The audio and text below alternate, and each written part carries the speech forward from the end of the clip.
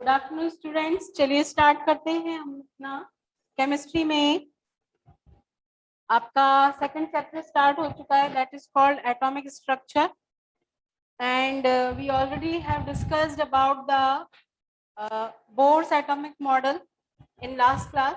So today we are going to discussing about limitations of Bohr's model.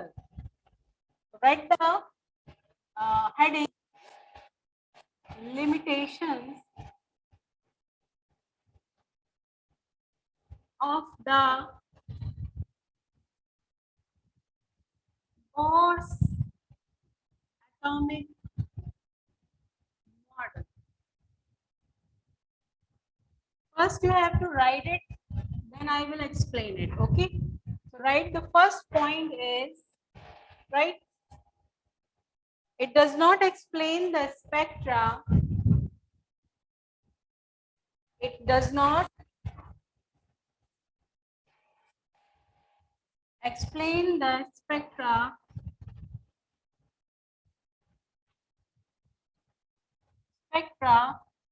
of multi-electron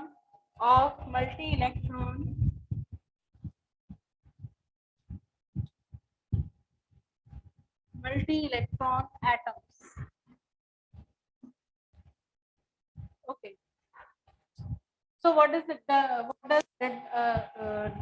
what does mean it? Okay, क्या मतलब है इस point का? देखिए, इसने कहा कि मल्टी इलेक्ट्रॉन वाले जो एटम्स होते हैं उनका स्पेक्ट्रा बोर्स एटॉमिक मॉडल के थ्रू एक्सप्लेन नहीं किया गया.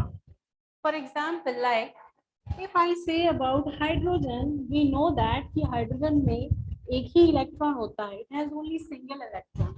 तो हाइड्रोजन एटम को तो हाइड्रोजन एटम के लिए Bohr atomic model easily explain किया जा सकता है. बट अगर हम बात करते हैं, मान लीजिए आपके पास हो गया बोरॉन, ठीक है, या कार्बन, तो ये क्या है, इनके पास देखिए बोरॉन के पास कितना इलेक्ट्रॉन होता है, 5, और कार्बन के पास कितना होता है, 6. करेक्ट. तो क्या हो गया इसके अकॉर्डिंग, इसके लिए क्या हो गए आपके मल्टी इलेक्ट्रॉन. तो ऐसे एटम्स जिनके पास एक से ज्यादा इलेक्ट्रॉन है, more than 1 electron, those atomic model was not explained by the Bohr's atomic model. Correct. Second limitation लिखिए. Write the second limitation. It does not explain the fine spectra. It does not explain the fine spectra. अभी बताते हैं spectra क्या होता है. ठीक है, spectra of even hydrogen atom. अब आप कहेंगे कि भाई आपने अभी मैम बताया कि bore atomic model hydrogen atom के स्पेक्ट्रा, हाइड्रोजन एटम को तो अच्छे से एक्सप्लेन कर सकता है, बट सेकंड पॉइंट में आपने कहा कि इसके फाइन स्पेक्ट्रा को अच्छे से एक्सप्लेन नहीं कर पा रहा है. तो देखिए इसमें इसने क्या कहा, point to be noted that fine spectra of hydrogen atom को नहीं एक्सप्लेन कर पा रहा है. बात समझेंगे. देखो स्पेक्ट्रा कब मिलता है, देखिए स्पेक्ट्रा कब मिलता है, मैंने आपको बताया था कि जब भी इलेक्ट्रॉन क्या करता है, अपने से बिलो लेवल में या अपने से अपर लेवल में जाता है, तो ये एनर्जी एमिट करता है या एब्जॉर्ब करता है. देखो अगर अपर लेवल में जाता है इलेक्ट्रॉन तो ये एनर्जी एब्जॉर्ब करता है. करेक्ट. जिससे आपको कौन सा स्पेक्ट्रा मिलता है, इससे आपको मिलता है absorption spectra. Correct. If this electron will go into the below level, नीचे वाले लेवल में जाएगा, तो आपको कौन सा स्पेक्ट्रा मिलेगा, इमिशन मिलेगा, इमिशन स्पेक्ट्रा मिलेगा. ठीक है. स्पेक्ट्रा का मतलब है जब भी इलेक्ट्रॉन जाता है अपर एनर्जी लेवल में या लोअर एनर्जी लेवल में जाएगा, तो ये एनर्जी की कुछ ना कुछ फ्रीक्वेंसी, कुछ वेवलेंथ को ये या तो एब्सॉर्ब करेगा या ये रिलीज करेगा। तो उससे क्या होता है, आपको एक फाइन लाइंस मिलती हैं, ठीक है, जैसे कि एक बैंड टाइप का होता है, तो इसमें आपको फाइन लाइंस मिलती है इस तरीके से। ठीक है, ये रेडिएशन सी लाइंस है जो भी इलेक्ट्रॉन के थ्रू एनर्जी इमिट हो रही है या एब्जॉर्ब हो रही है। अब इसने ये कहा है कि हाइड्रोजन स्पेक्ट्रा में जो फाइन लाइंस मिलती है, जैसे कि इस स्पेक्ट्रा में बहुत ही फाइन लाइंस हो गई है, तो इस स्पेक्ट्रा की जो फाइन लाइंस है, it can not be explained by the Bohr's atomic model. Clear? Third limitation लिखिए, write the third limitation.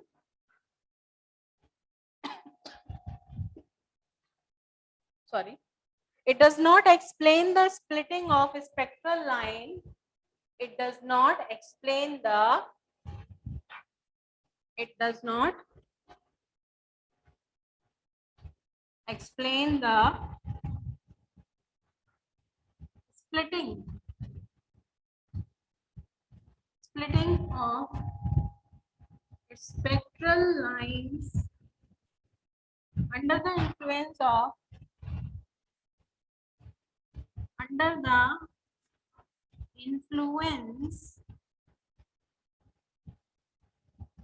of magnetic field, that is called Zeeman effect.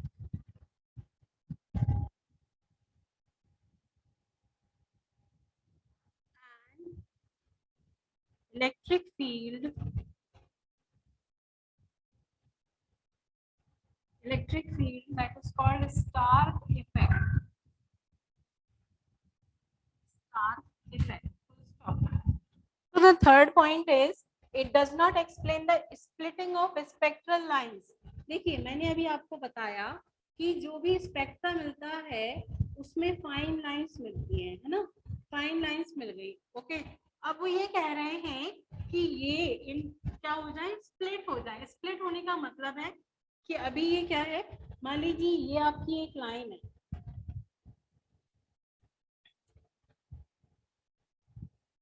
ये बैंड है आपका स्पेक्ट्रल बैंड, और ये मान लीजिए आपकी एक लाइन है, ठीक है, ऐसे आपकी ये 2-3 लाइन मैंने बता दी। अब इसको क्या किया, आपको इसने आपने इसको रख दिया इलेक्ट्रिक फील्ड में रख दिया, ठीक है, या आप इसको मैग्नेटिक फील्ड में रख दीजिए, मैग्नेटिक फील्ड में रख दिया, तो क्या होगा, ये जो लाइंस हैं अभी आपको ये थोड़ी सी थिक दिख रही है, but after we put in the magnetic field or electric field, it will split into many fine lines. Correct? ये क्या होंगी, जो लाइंस हैं ये फाइन लाइंस में डिवाइड हो जाएंगी, स्प्लिट हो जाएंगी। तो यही जो स्प्लिटिंग है, मतलब कि एक थिक लाइन से एक बहुत सारी फाइन लाइंस में स्प्लिटिंग हो गई है। तो इस स्प्लिटिंग को भी जो बोर्स एटॉमिक मॉडल है वो एक्सप्लेन नहीं कर पाया। He was failed to explain the splitting of fine lines present in the spectra. Okay? अब यहाँ पे जो ज़ीमान इफेक्ट है, ज़ीमान इफेक्ट इज कॉल्ड कि अगर इस स्पेक्ट्रा को मैग्नेटिक फील्ड में रख दें तब जो स्प्लिटिंग होगी उसको हम कहेंगे ज़ीमान इफेक्ट, और अगर आप इस स्पेक्ट्रा को इलेक्ट्रिक फील्ड में रख देते हैं तो जो स्प्लिटिंग होगी that is called Stark effect. Are you get it? फिर से सुन लीजिए क्या कहा मैंने कि this band, if we put this band into the magnetic field then the splitting will due to the magnetic field and that is called Zeeman effect। और अगर हम बात करते हैं स्टार्क इफेक्ट की, तो अगर आपका जो स्पेक्ट्रा है, बैंड, स्पेक्ट्रल बैंड है, अगर आप उसको इलेक्ट्रिक फील्ड में रखते हैं तो जो स्प्लिटिंग होगी स्पेक्ट्रल लाइंस की, this effect is called Stark effect. Clear? चलिए फोर्थ लिमिटेशन लिखिए। Fourth limitation is Bohr's theory Bohr's theory is not in agreement. Bohr's theory is not in the agreement with de Broglie concept of with de Broglie concept of dual nature, dual nature, dual nature of the matter, dual nature of matter. तो ये जो dual nature of matter है ना, ये भी हम लोग next class में और मे बी अभी पॉसिबल हो सके तो मैं अभी आपको बता दूँ. तो कहने का मतलब क्या है, देखिए थोड़ा सा मैं एक्सप्लेन कर दूँ, थोड़ा सा बताती हूँ आपको, फिर इसके बाद डिटेल में हम बाद में पढ़ेंगे. So what is that dual nature of matter? We know that कि मैटर होता है यूनिवर्स में, जितना भी मैटर आपको दिख रहा है पार्टिकल के फॉर्म में होता है. ठीक है, तो ये तो हमें मालूम है कि पार्टिकल नेचर होता है, बट डी ब्रोगली साइंटिस्ट ने ये भी प्रूव किया था कि जो भी मैटर होता है वो पार्टिकल नेचर तो रखता ही है, as well as it has a wave nature also. That means कि अगर मान लीजिए कोई पार्टिकल है, suppose this is a particle, correct, तो पार्टिकल आपको दिख रहा है. ठीक है, अब पार्टिकल नेचर तो आपकी शो कर रहा है कि कुछ मास है इसका, ठीक है, और कुछ इसका शेप है, ये सब कुछ ठीक है. लेकिन इसके अलावा इसमें जो भी मान लीजिए अगर ये ऐसे ऐसे मूव कर रहा है, ठीक है, ये मूव कर रहा है ऐसे, तो ये क्या हो गया, ये वेव नेचर हो गया. अब फॉर एग्जांपल सपोज कि हमारे पास एयर है, तो एयर तो दिखाई देती नहीं है, लेकिन एयर में क्या होते हैं, गैसियस पार्टिकल्स होते हैं, एंड वी नो दैट कि these particles are moving continuously in the atmosphere. Correct, that means कि मैटर, एयर में क्या है, जो भी गैसेस है they are matter.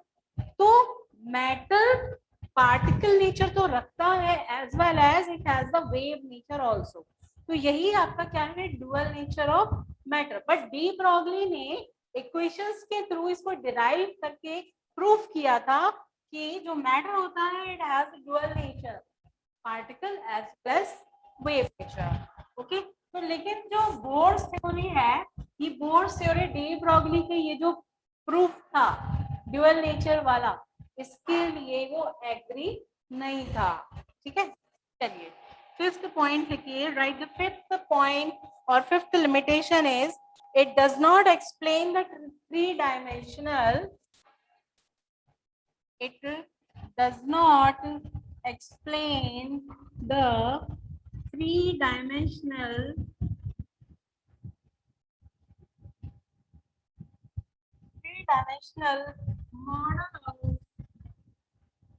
model of an atom. Okay, we know that कि मैटर जितना भी प्रेजेंट है इस यूनिवर्स में थ्री डायमेंशनली प्रेजेंट है ना, X Y Z three directions है, करेक्ट. तो X Y Z three dimensions हैं, लेकिन जो बोर्स मॉडल है, Bohr's model three dimensional atomic model explain नहीं करता. ये सिर्फ क्या करता है कि टू डायमेंशनल एटॉमिक मॉडल को ही एक्सप्लेन कर पाता है. तो ये ही इसका एक फेलियर पॉइंट हो गया. नेक्स्ट लिखिए, sixth limitation, it does not explain the shapes of the molecules. It does not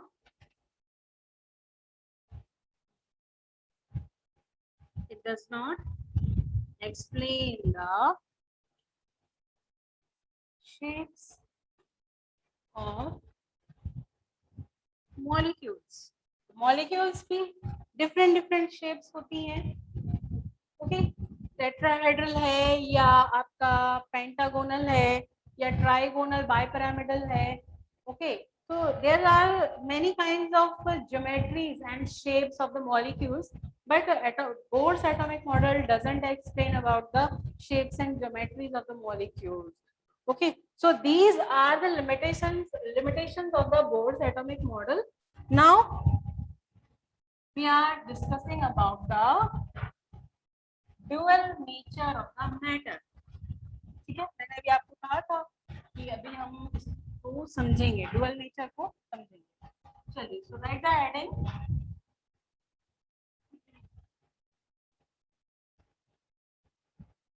dual nature of the matter.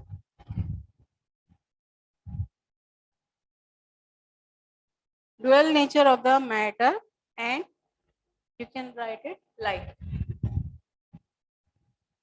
and light. देखिए, अब आप क्वेश्चन करेंगे कि मैटर तो ठीक है, चलिए लाइट कैसे आ गया। देखो, चाहे मैटर हो चाहे लाइट हो, इसमें क्या होता है, एनर्जी पार्टिकल है ना, एनर्जी पार्टिकल, और मैटर में तो पार्टिकल होते ही हैं, करेक्ट करेक्ट, दोनों में पार्टिकल प्रेजेंट है। तो यहाँ पे दोनों टाइप के पार्टिकल के लिए साइंटिस्ट डी ब्रॉगली, इनका फुल नेम था Louis de Broglie, in 1924 he gives a relationship between the particle nature, that means E is equal to mc square, जो कि आइंस्टीन ने आपको बताया था कि matter consist of some mass and velocity, that means the speed, correct। और साथ में जो वेव नेचर है h is equal to nu is equal to C upon lambda, ठीक है। तो इन दोनों का एक रिलेशनशिप बताया, किसने, लुइस डी ब्रॉगली ने। चलिए, तो इसको लिखिए जरा। इन 1924 द फ्रेंच फिजिसिस्ट, तो ये फिजिसिस्ट था, ये केमिस्ट नहीं था, फिजिसिस्ट था, ठीक है। तो इन 1924 physicist Louis D. Broglie gives the relationship between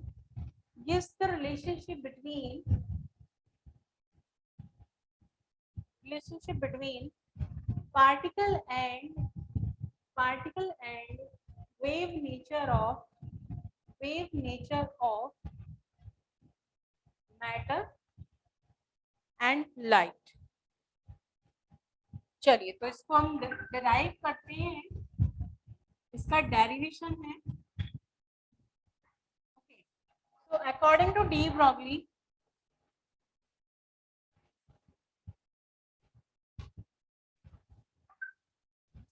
लिखते जाइए साथ में नोटबुक में अपने, according to de Broglie equation,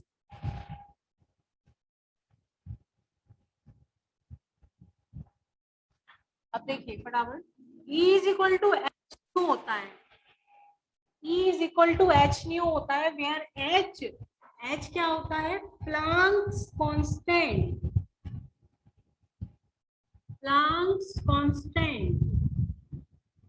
ठीक है। और न्यू क्या होता है, न्यू होती है frequency. So we know that कि h is equal to h nu, correct, and nu is equal to होता है c अपॉन लैम्डा। आपने फिजिक्स में पढ़ा होगा 9th 10th क्लास में कि जो फ्रीक्वेंसी होता है that is c upon lambda.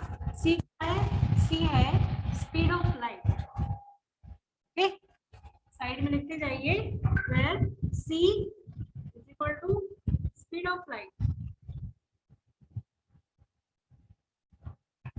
and lambda wavelength. Now we know that कि mu is equal to क्या है, c upon lambda, so this value को यहाँ पे पुट करेंगे, ठीक है। so क्या हो जाएगा, h is equal to c upon lambda, correct। now we know that कि आइंस्टीन ने क्या दिया था, so according to आइंस्टीन,